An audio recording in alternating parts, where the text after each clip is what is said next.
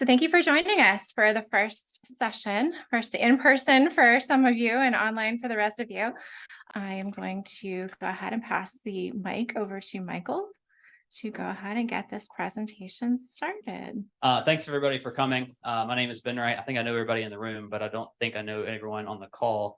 I'm the Director of Research Core Development within the Office of Sponsored Programs, and we are lucky enough to be joined today by Michael Akridge, who is the Financial Analyst within the Research Core Development team at OSP. Like I said, Michael Akridge is a financial analyst on the RCD team within OSP. Megan Kraft, my counterpart in the Office of the Vice Chancellor for Research, is Interim Director for Research Core Strategy. And we form the Research Core Development team. In just a second, I'm going to turn it over to Michael to go through a presentation about iLabs. But as for a little bit of background, in December of 2022, the administrative responsibility for iLabs transitioned from the School of Medicine to the Office of Sponsored Programs.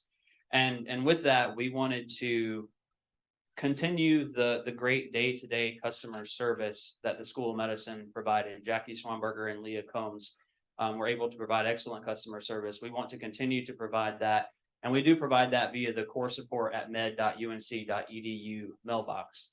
Along with that, though, we wanted to look to the future as well and think about ways that we can improve iLabs, ways that we can enhance the functionality to make it as best of a tool as possible or as valuable as a tool as possible for all of the core facilities across campus. So Michael's going to talk a little bit about some of the improvements that we've been making as well. To that point, if there is anyone here that utilizes iLabs that has any ideas, right, about how we can make iLabs better, if there are any processes that you find cumbersome that you think we can do better in iLabs, or if there's anything that you don't know how to do in iLabs, feel free to reach out to us. We're happy to meet with you one-on-one to find solutions for those and see if we can do things better. If there's anybody, I don't think there's anybody in the room, but if there's anybody on the call that does not currently utilize iLabs and you would like more information, feel free to reach out. We're not trying to push it or force it upon anybody, but we do think there are a lot of advantages to utilizing iLabs. So feel free to reach out. We're happy to meet with you, see if iLabs is viable for your core. We're happy to put you in contact with Agilent, the iLabs vendor. Happy to provide more information. So with that, I'm going to turn it over to Michael. All right. So thank you, Ben. I appreciate that. So today, why are we all here? Okay. These are the reasons why we're here. We want you to better manage your core. We want you to be able to better manage your labs, access. We also want to be able to just show you for new users what are some of the roles and responsibilities of those users. Now, we have added a couple of new features with department managers. Now, this is really for my accounting side and my financial side people. I think the department manager feature is something that you're going to really enjoy, especially with managing your funds and the chart field strings. And we did want to throw in a couple things of how chart field strings are added into iLabs. We want to tell you the difference of how they're brought into iLabs and what we do to get them into iLab. And we want you all to go into a live demo, and we're going to show you how to add a lab to a department and just do a few little things inside of iLabs. We are pressed for time. So I do want to say, please hold all questions, and we're going to answer all your questions at the end. And those who do submit questions on the Q&A, we're going to, if we don't get to them here in the presentation, we will answer those questions and get them back to you. And it'll be part of the posted onto the OSP website. So let's dive right in. There are 5 entities in iLabs. So we have the institution. Okay, that's just UNC as a whole. Okay, it's not anybody from the outside, but that's the institution. That is us. Okay, and that includes everyone. Then we have our core facilities and or shared resources. Okay, so those are our core facilities that are providing those services, those functions, equipment that you can go in and rent to do whatever you got to do and use. Then we have our lab/groups. You're going to see that I say lab group or research group because I don't want to just limit it to the lab, because a lab could actually be a conglomeration working on a single project together. So we say group or research group. You can have many members part of that research group from different labs. And then we also have our departments. This is the new feature that we have actually kind of turned on and input all that data into iLabs, and that's and it's also done by department number of the chart field string. So my accountants out there, and I hope my accountants on Zoom, they're going to be like, yes, it's the departments by the chart field string number. They're inside of iLabs. You can search by that department number or the actual department name. And then we have our centers. Now the center function inside of iLabs, and I'm gonna have to use my largest center that we do have, which is Lineberger. That's where I come from. That is used to do our subsidies and give reduced pricings to certain groups, certain labs, certain things of what they're doing on research. Now our user roles. There's the institutional administrator. We actually have several institutional administrators here at the university. I'm one of them. Ben is one of them. But there's actually quite a few that are here that are actually monitoring all of iLabs and what's going on. But then we have our PIs, our principal investigators, our lab and group managers. And these are the guys that are managing the actual lab, some of the funds. It doesn't necessarily mean it's the actual lab manager. It could actually be one of their accountants that can be kind of a lab/group manager. And then we have our group lab members, our core administrators, and those are the people who are running the cores day to day. Core members, they're doing a specific task. They may not have administrative functions inside the core, but they do their own research inside of the core of whatever their task is. And then our core customers, and core customers can, of course, include PIs, lab members, and external customers as well.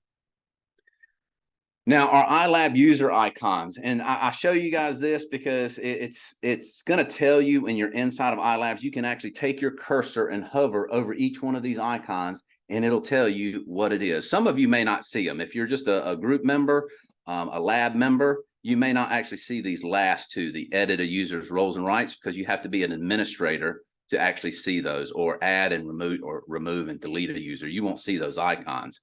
But the PI or lab member, they are actually the same kind of icon. So if you want to know what it is, just hover it over it and it'll actually say, this is the PI.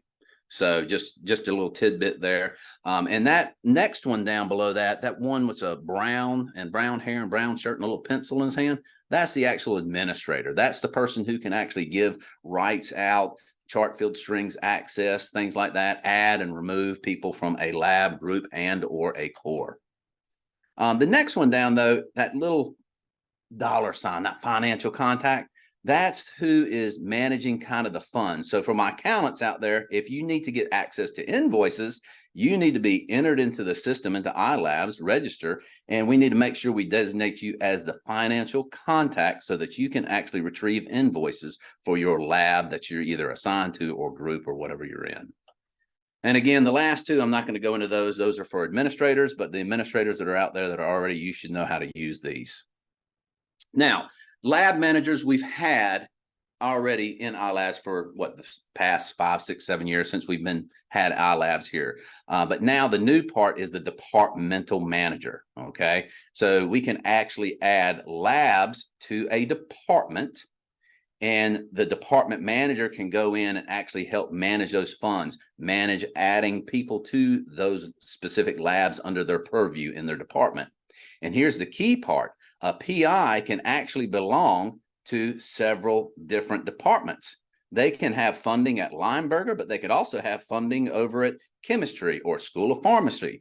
Well, there's different accounting. Those are different accountants that are managing those funds, and those accountants need to be part of either that lab and or that department. So we added that department manager function in there to better help manage the funds for the accountants and for the PIs. Now, the most frequently asked question that we get at core support is, can we get this chart field string added? What is it doing? How can we get these funds loaded into our lab? Well, the first one is our sponsored chart field strings. And for those that are out there that may not understand what that is pretty much anything with a project ID. That's going to be federal funds, any kind of grants that come in, things like that. Those sponsored chart field strings are imported nightly around 7 or 8 o'clock. And that is imported in from Ramsey's. So we actually have no control over that. Once it comes into iLabs, it's there. It gets assigned to the primary PI, not a co-PI, the primary PI. So we can't actually shift funds over or anything like that. You have to go into the primary PI's lab if you need access to the funds, if you're a co-PI. The next one is our non-sponsored chart field strings. And that is some stuff like your innovation awards, maybe startup funds, retention funds, things like that. We actually asked you that you send those chart field strings to us at coursesupport@med.unc.edu. Please include the title of that chart field string, meaning innovation award or whatever it is, the PI name, who the funds are assigned to, okay? And the full chart field string, please, because we actually enter that chart field string into a separate database that's outside of Ramsey's, and it's also imported in overnight around 7 or 8 o'clock at night. Now, a couple of things that are coming soon. Our institutional landing page. Don't get too excited about this because it is really for our external customers and our external marketing. Okay, so for our cores, and this is not inclusive just of the iLab cores that are in there. This includes all the cores that are also in Infoport, operating out of Infoport. So it is a really huge marketing tool. We're both excited about it. It is actually going to be launched here fairly soon, I think within the next month to 2 months. Ben, you can correct me if I'm wrong on that. But the next part is our subsidies function. Now, we have went through and we have tested this subsidies function with thanks to the Genesis core. They have allowed us to go through, put in their subsidy, and it works beautifully, especially from an accounting side of view too. We actually went in and we saw the journal entry done. We could see that the money went to the subsidy, 80% of the money went to the subsidy, and the other 20% was charged on the person's chart field string. So it is a really, really good function. You can manage the funds a lot better and actually the amounts that are going. Then we have our collaborating cores. Our collaborating cores function has been there, but this is something I don't think anybody's really ever explained before. So if you have two cores that are working together, say a lab comes to your core, if you're a core administrator, and you're constantly going to another core to have these samples either processed or data processed from it, but you're constantly working together. This person does not have to do it. You don't have to do a request in your core and another core has to do another request in their core. It can be one core request and both cores can work from that same request.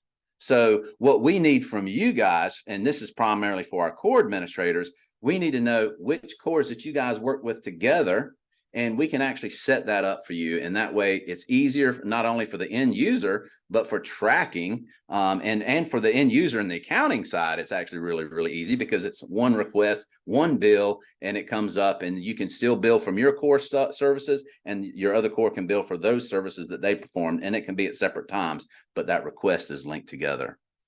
And the next one I'm really excited about, and you're going to see probably a little bit more of me than you may want to. And I'm going to be doing a lot of video recordings, but they're going to be online at our new Office of Sponsored Programs Research Core Development webpage. So we're going to put a lot of how-to guides out there. Those that know me from Lineberger know I'll do a lot of step-by-step how-to guides, even from the beginner to the advanced user. So we're going to get a lot of training material out there. Just please be patient. It'll be there. But if you do have certain requests for things to be done, shoot us an email. That's what we're here for. Again, here's our contact info. We're going to go in and there's core support. Any kind you need, any kind of individual or group training. I'm more than happy to jump on a Microsoft Teams call, Zoom call, or even come in if we need to do a live presentation. We can go through and do that. So I really like training those that know me. We can get in and we can do any kind of training that requests that you need to be done. But we do need to know what you want. There's our information if you do need it. I'm not going to go through it again. Now, right now, we're going to go ahead and jump out of this presentation. So please bear with me. Okay, I think everybody's actually seeing it here. So what we want to do is if you actually go up to the top left, okay, this is called the hamburger icon. For those that don't know, it's called the hamburger eye. I think it's just because it's stacked like a hamburger or something. Now, my view is going to look a little bit different than your view, okay? You may not have all of these down here because you may not belong to a core or anything like that. But down here, you're going to see my groups and my departments. As you can see, all the departments are added in here, okay? This is the beauty part. It's done by the department number of the chart field string and the department name. So it can be actually searched at any point at any time. So I'm going to go in here and I do actually want to focus in on this. And you notice it's a lot of different departments, but I'm going to just choose one at random here. Here is hopefully it's got some PIs in it. Oh, look at here. So this is the department name. If you are a department manager, you can see that myself and Ben are already a manager here. These are our members. Okay. These are our managers that are down here. And as you can see, this user is a group financial manager. If you hover over that icon, you can see that it actually says that right there. But here are groups. Now, when I say group, remember I said group lab, group research. That's what this is. These are our PIs. If we want to, if you're a group manager, just as me and Ben here, we can go in here and we can add. And I'm sorry, Dr. Dittmer, but your name, I love your name. I'm going to put it in here and we're going to actually search. See if we can find your name in here. And look at here, Dr. Dittmer's there. If he was part of this department, we could then come over here and add him to this department. So if you're an accountant out there, a financial analyst or anything like that, and you're managing a department, you can add these labs that are using funds inside of your department. Okay, now you have access to those labs. So let me go back over here. We're going to come back over into this part.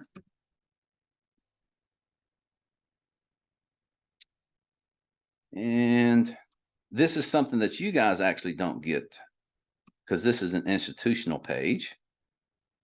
And I'm going to come over here. And here are centers function. If you guys need to be added to that, we can actually do that. But I do want to get in and I want to show you guys. Let me pick one lab. Anybody got a lab here they want to see?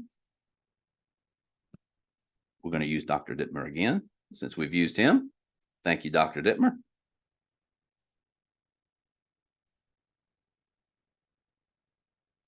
Okay, so managing a lab. Here's the other part. If you are a manager, here are members.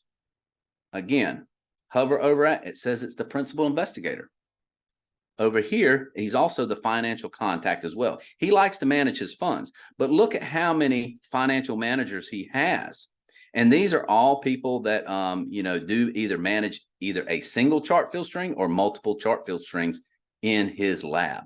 But if you are one of these managers here, if you have this little icon, what does that mean? Besides the PI can do anything as an administrator, but anybody that has that management aspect, they can come over here onto this tab and they can go through his chart field strings and grant them access by name. So if you see right here, if we wanted to take Garrett and add him to this chart field string, we could just check that box as a manager. He would then have access to this one chart field string.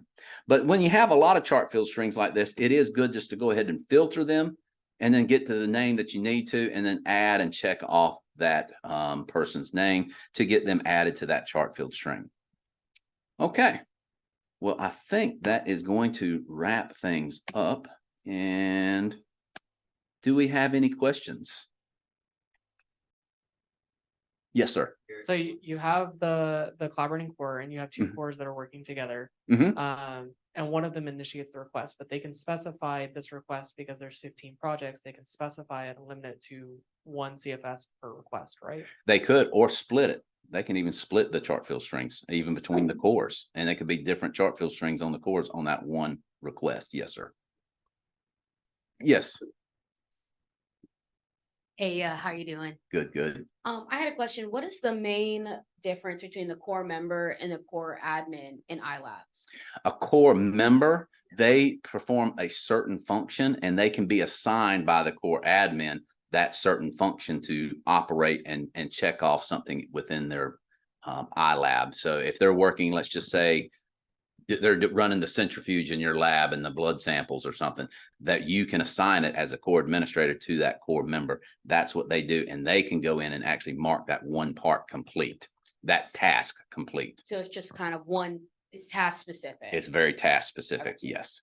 They cannot add people to the core or anything though. They're just a core member, but they have their own tasks that they do. Any other? Yes. Is it up to delete the members, because I have my staff that I assign tasks to, and then I have a lot of people that are in this list. So my list is like 12, 14 people. So I keep deleting you guys. Yep. And then you keep being inserted back in. And that's a good question. So we do ask that, so institution, just because we're an institutional administrator actually doesn't give us institutional rights into your core. So we actually, so for myself, so please don't delete me out of your core or Ben.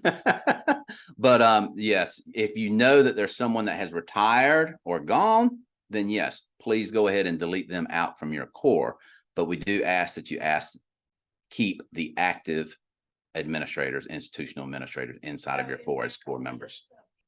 Any other questions? If you do have additional questions, please use the link to submit additional questions and we will submit them to Michael, who can then answer them, and we will post them along with the presentation on the symposium website.